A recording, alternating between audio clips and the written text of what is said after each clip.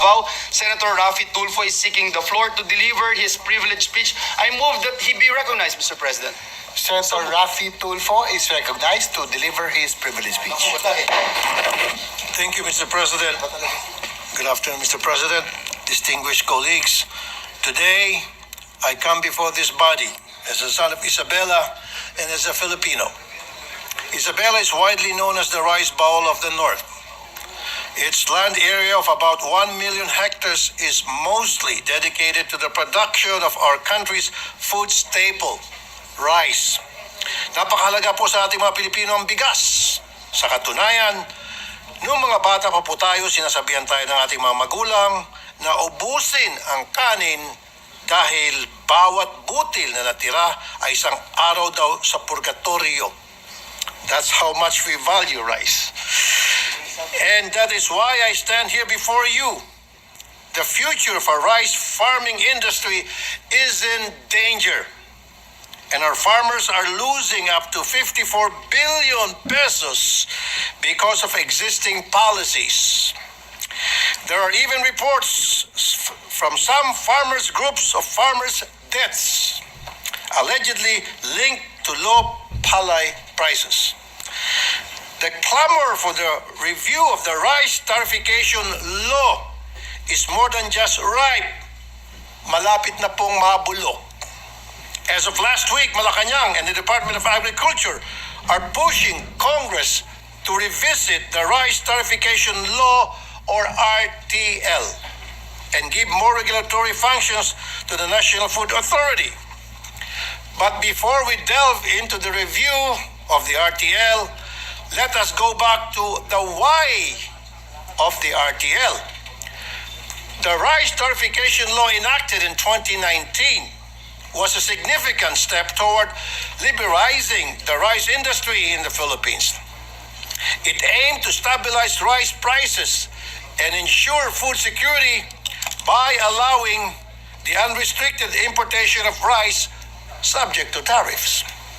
The RTL opened the floodgates to largely unregulated rice imports by private traders and stripped the NFA or its regulatory functions and confined its role to maintaining a buffer stock sourced from local palay. But of course, the RTL did not forget our local farmers because the tariffs collected from the imported rice were directed to what we call the Rice Competitive Enhancement Fund, or RCEF, designed to help farmers modernize through mechanization, input subsidies, and financial assistance. In December 2024, the RTL was amended to extend RCEF funding until 2031 and triple its budget to 30 billion pesos. However, while the amendment authorized the DA to import rice in cases of food security emergency, it did not reinstate the NFA's full mandate to manage and stabilize the domestic rice market. So much work has been put into the enactment of the RTL. And while it had good intentions and ideas, something clearly went wrong along the way. Did our prices go down since its enactment? The answer is, hindi po. The promise of lower rice prices to consumers has not been fully realized. While there have been periods of lower prices, of course, the overall impact on consumer prices has been mixed. Wholesale prices of rice types also showed significant increases in 2024. with regular milled rice experiencing the highest growth rate at 28.95%, rising from 36.48 pesos per kilogram in 2023 to 47.04 kilogram in 2024. Did our farmers' productivity improve? That's the big question. If titignan po ang overall performance, halos wala pong nagbago. The influx of imported rice has led to a significant drop in the farm gate prices to locally produced rice. Our farmers who rely on rice farming for their livelihood are struggling to compete with the cheaper imported rice. This has resulted in reduced income for our farmers and has threatened their ability to sustain their farming operations. Kaya naman po, imbis na dumami ang local production, tumaas lang po ang importation natin. In fact, Philippine rice imports are projected to hit a record high of 5.5 million metric tons in 2026, exceeding the highest rice import volume of 4.8 million metric tons recorded in 2024. This will maintain the country's ranking as the world's biggest rice importer of this household staple. It is sad to see us in this situation when we once thrived in our own rice fields, even exporting to other nations many years ago. This is based on the estimate of the U.S. Department of Agriculture Foreign Agricultural Service. We must review the wisdom behind the lifting of the quantitative restriction on rice imports. Because without the NFA's involvement in rice procurement, traders face no real competition, enabling them to drive down farm gate prices and control market rates. Mr. President, after more than 5 years, our rice farmers by now should have felt the effects of the RCEP. Pero wala. Umaalma pa rin po ang ating mga pobreng mga magsasaka. Isa po sa paulit-ulit na nakakarating sa akin ay ang problema sa pamimigay ng rice seeds. Ang pagtakda ng RTL na dapat ay inbred rice seed lamang ang pwedeng i-distribute ay nagiging problema dahil nalilimita ang pagbigay ng ibang mas mahusay na rice seeds tulad ng hybrid rice seeds. Ang hybrid rice seeds ay mas ginagamit sa ibang bansa dahil ang production quality and quantity ay mas mahusay at mas marami.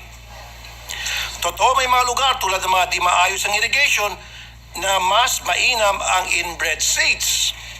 Pero dapat pwede rin makapag-distribute ng hybrid gamit ang RCEP. Ulitin ko po, dahil po sa RTL, inbred lamang po ang pwedeng ipamigay at hindi po pwede ang hybrid. Ang nangyayari kasi, Mr. President, kapag hindi maganda ang nabibigay na seeds, ano pong ginagawa ng mga farmer? Hindi na gusto yung inbred seeds na binibigay sa kanila. Ibinebenta po nila ito at yung kinita nila sa pagbebenta, ibinibili nila ng hybrid seeds. It doesn't make sense. Bakit nagkaganon, Mr. President? Isa pang problema nila yung timing ng mga distribution. Dahil dumadaan pa sa napakaraming layers ang pagbili ng mga seeds at fertilizers, hindi ito napapamigay sa tamang panahon ng planting season para umabot sa harvesting season. Nasasayang ang RCEP budget na 3 billion pesos para sa seeds kada taon. Kaya naman, mas ginugusto na lang ng ating mga farmers ang cash allotment para sila na mismo ang bibili ng kanilang mga seeds at fertilizer.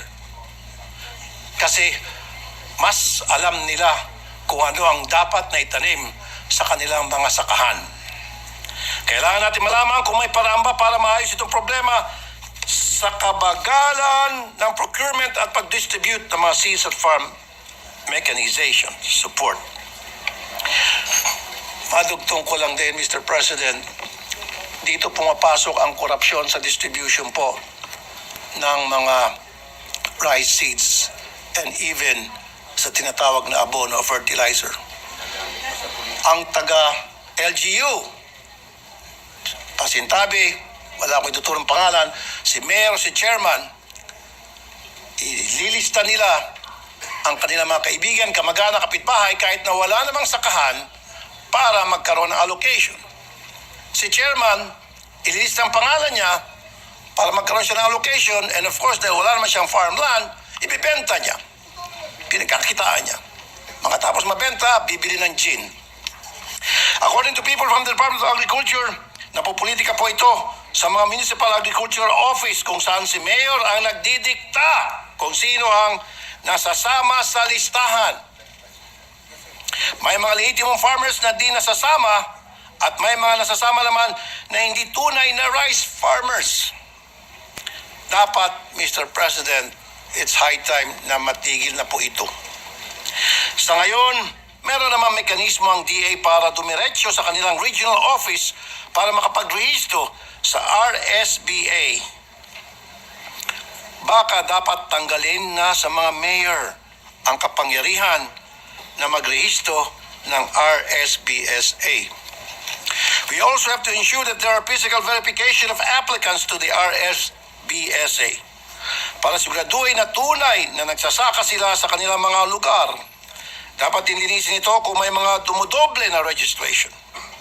Ayon sa ilang reports na nakakarating sa amin, ang ilan ay pinarerenta ang lupa nila at ang tenant ay nakaregister muli sa RSBSA, kaya lumalabas na dalawa ang nakaregister para sa isang lupain. At paano kung naibenta na o namatay ang farmer na may-ari ng lupa? May paraan ba para malaman kung dapat natanggalin sa registry? The DA must have access to other government data from the DSWD or PSA so that it is easier for them to verify and clean their list. At ang huling hinaing ko po sa aking mga farmers ay ang kakulangan ng dryer facility para sa mga palay. Ito po ang paulit-ulit na hiling ng mga farmers po sa akin. Nung umuwi ako kamakailan lang sa Isabela, nagtutuyo pa rin po o nagbibili pa rin po ang mga magsasaka sa kahabaan ng highway. Anong nangyari sa RCEP budget every single year na billions and billions of pesos at kasama po dapat doon ang pag-subsidize sa dryer? At bakit marami pa rin po mga farmers na pinatutuyo o binibilad ang kanilang palay sa mga kalsada, sa mga highway?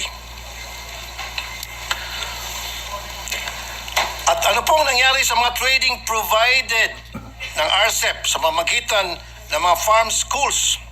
We have 10% of RCEP for training or about 1 billion pesos. 1 billion pesos. But at present, there are reports that Filipino farmers are dying breed. Young farmers do not see farming as a way to sustain their families. Umayaw na po ang mga next generation farmers. What has this training done for these young farmers? In response to these challenges, farmer groups have proposed several solutions. They advocate for the establishment of a rice price stabilization fund to support farmers during periods of low prices. They also call for the implementation of stricter import regulations and quality control measures to ensure that imported rice meets the same standards as locally produced rice. Additionally, they emphasize the need for increased investment in agricultural infrastructure, research and development to enhance the productivity and competitiveness of local rice farmers. On the other hand, President Bongbong Marcos to the Department of Agriculture Secretary Francisco Chu Laurel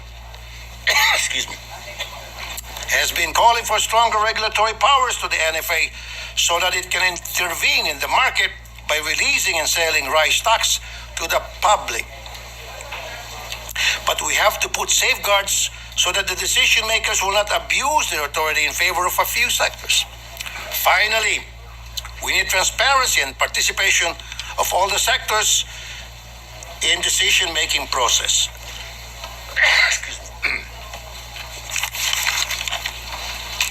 To support this policy shift, House Speaker Martin Romualdez has filed House Bill Number 1, or the RISE Act.